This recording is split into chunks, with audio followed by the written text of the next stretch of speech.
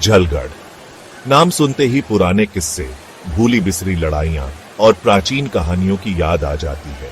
राजस्थान के रेगिस्तान के बीच ये किला एक शांत पहरेदार की तरह खड़ा है। इसकी बलुआ पत्थर की दीवारें, जो कभी जिंदगी और हंसी से गुलजार थीं, अब धूप में पकी हुई सी लगती है। टूटी हुई मेहराबों से हवा सरसराती है, धूल और समय की खुशबू लेकर। जलगढ़ कभी एक रियासत हुआ करती थी। इसके राजा अपनी बहादुरी और शानदार शौक के लिए जाने जाते थे। उन्होंने महल और बगीचे, मंदिर और छतरियां बनवाई, हर एक उनकी दौलत और कलाकारी का प्रमाण।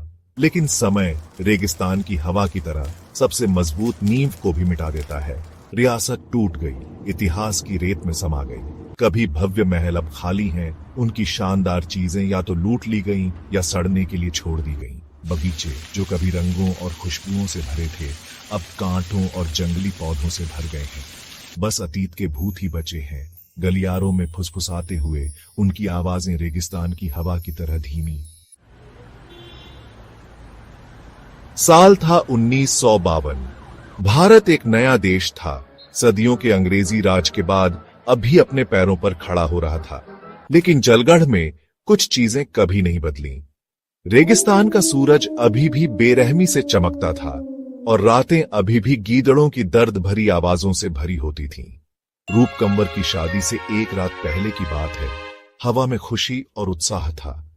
हवेली से, जो उनके परिवार का पुश्तैनी घर था, हंसी और संगीत की आवाजें आ रही थीं। कहते थे, रूपकंवर जलगढ़ की सबसे खूबसूरत दुल्हन थी। उसकी हंसी चांदी की घंटियों की तरह बजती थी। उसकी आंखें रेगिस्तान की रात की तरह गहरी और रहस्यमयी थीं।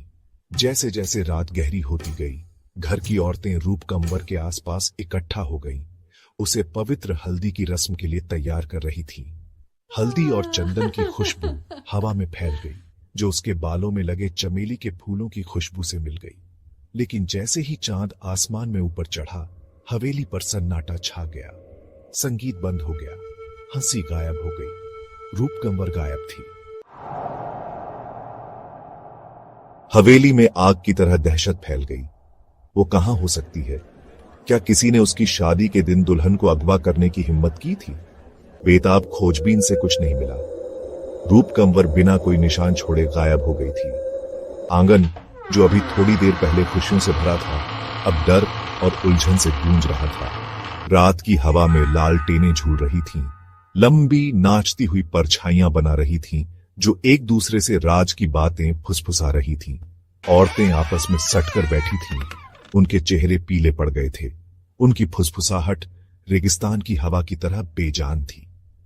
एक एक करके परिवार के मर्द अपनी बेकार की खोज से लौट आए। उनके चेहरे चिंता और निराशा से भरे हुए थे। केवल बूढ़ी रसोइया, जिसका चेहरा दुख का पुतला बना हुआ था, ऐसा लग रहा था जैसे वह कुछ जानती है जो वह बता नहीं रही है। वह एक कोने में बैठी आगे पीछे हिल रही थी, अपने आप में बुदबुदा रही थी, कुआं कुआं। चौथा भाग, तलाश और परछाइयां। वे उसे पुराने कुएं के तल में मिले। उसका बेजान शरीर उसके खून से सने हुए शादी के कपड़ों में लिपटा हुआ था। उसके लहंगे का चटकीला लाल रंग, जो खुशी और उत्सव का रंग था, अब एक बेरहमी से कटी हुई जिंदगी का सबूत था। उसकी पायल की चांदी की घंटियां, जो दुल्हन के आने की घोषणा करती थीं, अब खामोश थीं।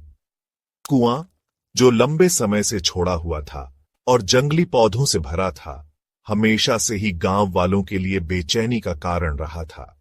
वे एक तामसिक आत्मा की कहानियां फुसफुसाते थे, जो उसकी गहराई में रहती है। एक आत्मा जो जवान दुल्हनों की जान ले लेती है। दिन के उजाले में भी हवेली अलग महसूस होती थी। कोनों में परछाइयां रहती थीं और हवा में एक सन्नाटा था जो किसी चीख से ज्यादा भारी था। कभी कभी हवा का एक झोंका गलियारों से गुजरता था। औरतों के कमरों में लटकी रेशमी साड़ियों को हिलाता था, जो एक आह की तरह लगता था। पांचवां भाग हवेली को याद है।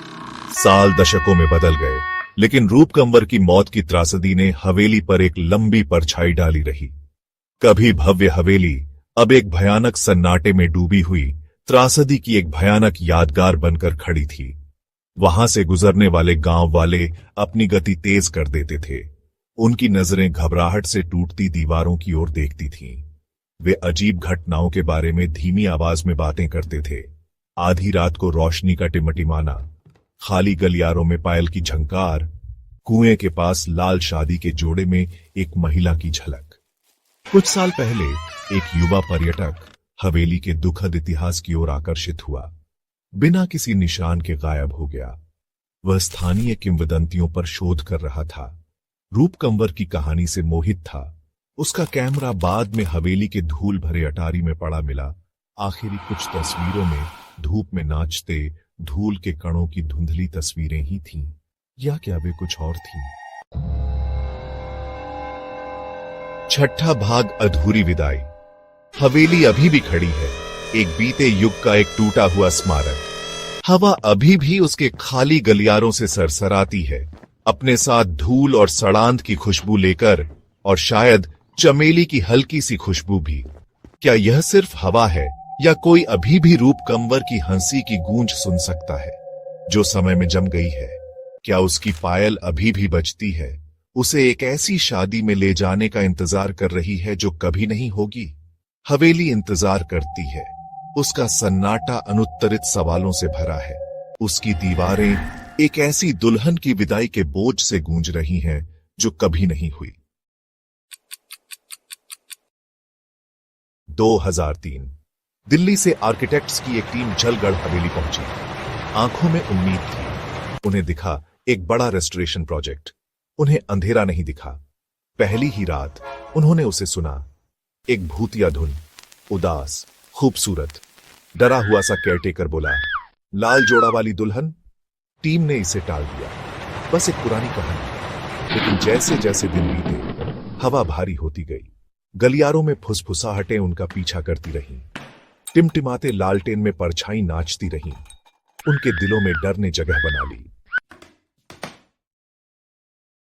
हवेली के अंदर उन्हें एक छिपा हुआ कमरा मिला।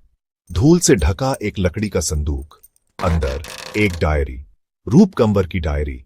प्यार और लॉन्गिंग से भरे उसके शब्दों ने एक दर्दनाक कहानी बताई। उसकी शादी वीर से होने वाली थी, उसके प्यार से। लेकिन किस्मत को कुछ और ही मंजूर था। शादी से कुछ दिन पहले ही वीर की मौत हो गई। टूटे दिल से रूपकंवर ने यकीन करने से इनकार कर दिया। वो अपने लाल जोड़े में अपनी आखिरी सांस तक उसका इंतजार करती रही। डायरी खत्म हुई एक डरावने वाक्य से, वो आएगा, मैं इंतजार करूंगी, मौत में भी। टीम समझ गई। भूतिया धुन, लाल जोड़े वाली आकृति, ये रूपकंवर थी जो अभी भी अपने दूल्हे का इंतजार कर रही थी। उनके ऊपर एक अजीब सी जिम्मेदारी आ गई। वे उसे ऐसे नहीं छोड़ सकते थे। उन्होंने उसका वेडिंग रिचुअल पूरा करने का फैसला किया, उसे शांति देने के लिए। बूढ़ा केयरटेकर झिझक रहा था। तुम किस्मत को धोखा नहीं दे सकते, उसने चेतावनी दी। लेकिन वे दृढ़ थे। उनका मानना था कि कभी कभी प्यार मौत में भी दूसरा मौका मांगता है। उन्होंने सब कुछ वैसा ही किया जैसा रूपकंवर की डायरी में लिखा था। एक पवित्र अग्नि जलाई गई, ऑफरिंग्स चढ़ाई गई। हवा एंटिसिपेशन से भर गई। जैसे ही आखिरी मंत्र हवेली में गूंजा, एक अजीब सी शांति छा गई। भूतिया धुन बंद हो गई। परछाई पीछे हटती हुई प्रतीत हुई। क्या वे कामयाब हो गए थे? क्या उन्होंने आखिरकार रूपकंवर को शांति दे दी थी? वे राहत और बेचैनी के साथ जलगढ़ हवेली से चले गए। उस जगह में एक अजीब सी एनर्जी थी। सालों बाद भी लोग लाल जोड़े वाली आकृति के बारे में फुसफुसाते हैं। वे कहते हैं कि वो हवेली के मैदान में घूमती है। उसकी दर्द भरी चीखें हवा में गूंजती हैं। कुछ कहते हैं कि यह रूपकंवर है जो हमेशा के लिए अपने खोए हुए प्यार को ढूंढ रही है।